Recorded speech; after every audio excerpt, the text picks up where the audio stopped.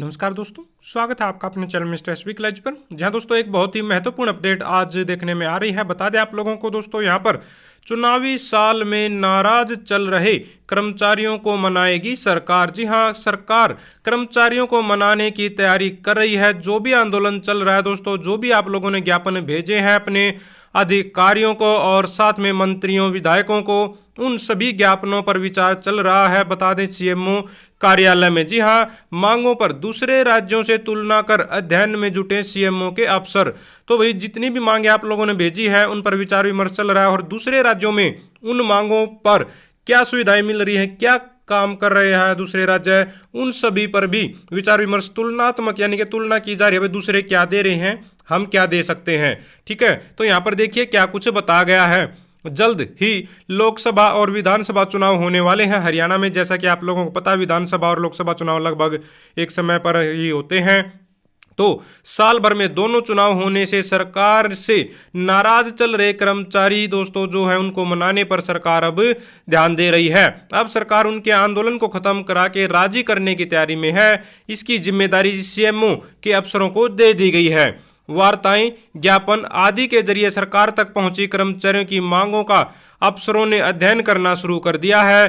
देखा जा रहा है कि किस विभाग के कर्मचारी कौन सी मांग कर रहे हैं, कौन सी मांग उचित है और कौन सी उचित नहीं है। मांगों को लेकर हरियाणा और दूसरे राज्यों में क्या सुविधाएं दी जा रही हैं, तुलनात्मक रिपोर्ट भी तैयार की जा रही है। वहीं एक एक कर कर्मचारियों के प्रतिनिधि मंडल से भी दोस्तों सीएमओ के जो अफसर हैं वो अब मुलाकात करना शुरू करेंगे। यानी कि सीएमओ के अफसरों की ड्यूटी लगाई गई है। जो भी दोस्तों प्रतिनिधि मंडल मिलना चाहेगा, जो कर्मचारियों का प्रतिनिधि मंडल है, उनसे मुलाकात की जाएगी, उनकी मांगे सुनी जाएंगी।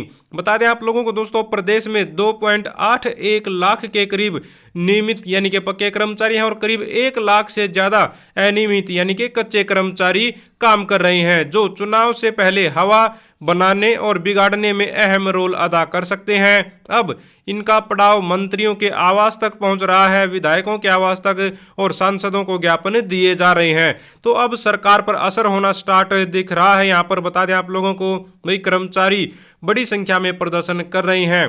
तो वही चुनाव से ही डरते हैं नेता, वैसे तो किसी से नहीं घबराते, चाहे कोई साल भर आंदोलन करता रहे। जैसा कि अब आप लोगों को पता है, आंगनबाड़ी वर्कर हैं या फिर आशा वर्कर हैं, वो लगी हुई हैं, 1.5 महीने के करीब उनको हो गया है, कोई सुनवाई के लिए तैयार नहीं है।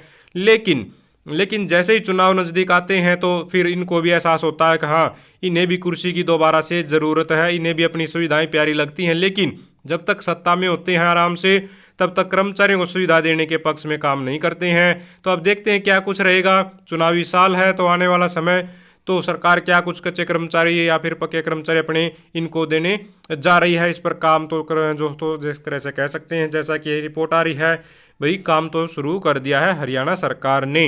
तो दोस्तों एक अपडेट महत्वपूर्ण थी सभी कर्मचारी साथियों के लिए। अगर आप भी चाहते हैं हरियाणा में एजुकेशन से रिलेटेड कच्चे कर्मचारी जुड़ी खबरें समय पर पाना तो चैनल को जरूर सब्सक्राइब करें, वीडियो को लाइक करें, दोस्तों के साथ शेयर करें। Thank you very much.